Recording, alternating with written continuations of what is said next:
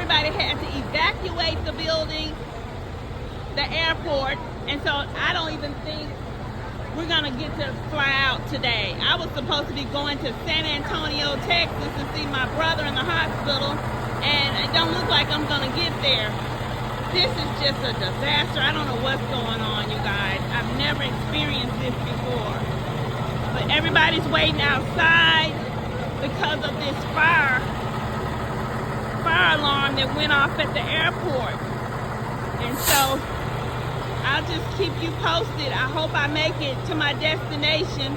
I was flying on Southwest Airlines, but everybody at the airport had to evacuate.